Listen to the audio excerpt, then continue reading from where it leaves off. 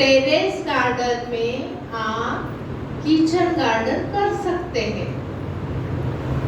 घर में लगने वाली धनिया है, घर में लगने वाली तुरई है, लौकी है, मिर्च है, टमाटर है, ये सब आप टेरेस पर ले सकते हो। तो आप विष मुक्त सब्जियां तो खा सकते हैं। तो कोई करना चाहेगा टेरेस गार्डन? जो करना चाहेगा उनको आज मैं ट्रेनिंग दूँ। खड़ा करेगा, दिल से जो करना चाहते हैं वो हाथ खड़ा करें। क्या किया है आपने? टमाटर वगैरह जो भी उगाया है वो सेंद्रीय खेती है, यौगिक खेती नहीं है।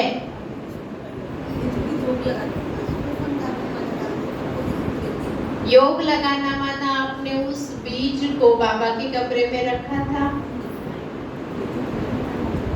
5 तत्वों का आह्वान किया था, नहीं किया था ना, तो उसको यौगिक नहीं कहेंगे। यौगिक का मतलब क्या है? आप ब्राह्मण बने, 7 दिन का कोर्स किए बिना ब्राह्मण बने, डायरेक्ट आपको हॉल में मुरली को बिठाया, आत्मा परमात्मा जाने बिगर आप ब्राह्मण बने क्या? नहीं बने ना। उसी तरह यौगिक खेती के लिए उस प्रोसीजर को सुनना है। और भले भी यौगिक खेती नहीं करे, लेकिन उसमें से कुछ बातें अपने जीवन में, प्रैक्टिकल में, इस जीवन में भी उपयोगी। आपको पता है आपके जीवन के अंदर पहला पार्टनर कौन है? छोड़ दो ये यौगिक की बातें, छोड़ दो यौगिक खेती की बातें, छोड़ दो। अब हम अपने प्रैक्टिकल लाइफ की बातों में आते हैं। आपके लाइफ में पहला आपके जीवन का हाफ पार्टनर कौन है? आप कौन है? आत्मा। आत्मा का हाफ पार्टनर पहला कौन है?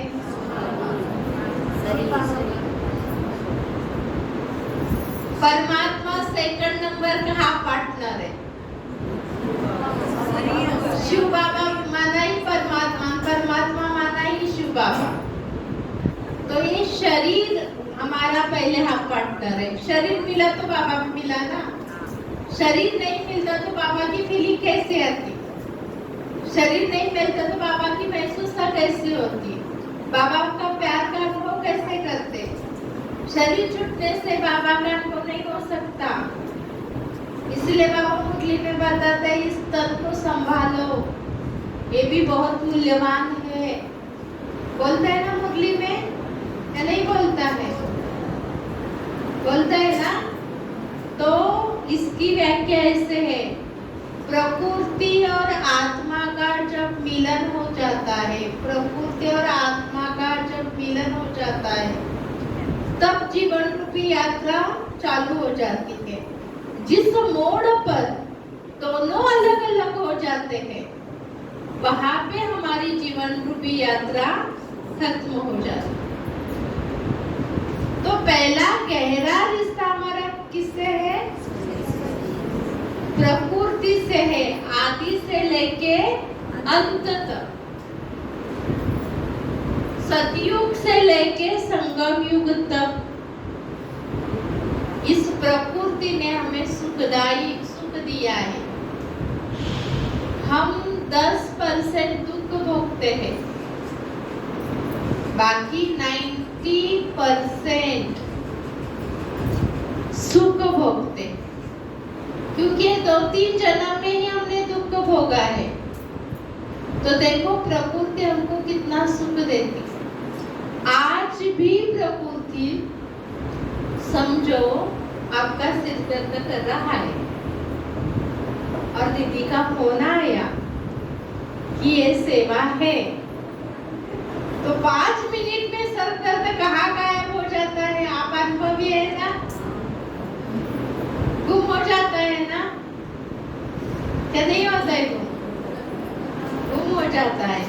माना प्रकृति खुद को ठीक करके बाबा की सेवा में हमें उसको भी पुण्य चाहिए, उसको भी दुआ चाहिए, उसको भी सुख चाहिए, और उसको पता है परमात्मा की सेवा में मददगार बनने से ही वो सुखदायी बनेगी, आनंदमय बनेगी।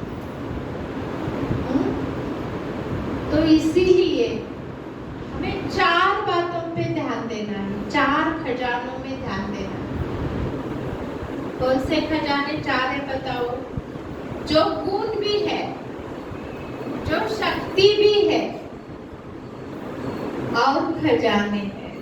और वही 4 गुण, जो शक्ति, खजाने जो है वो 8 अष्ट शक्तियों के आधार है, हमारे जीवन का बेस है, और परमात्मा मिलन का, इंद्रिय सुखों का वो भी आधार है।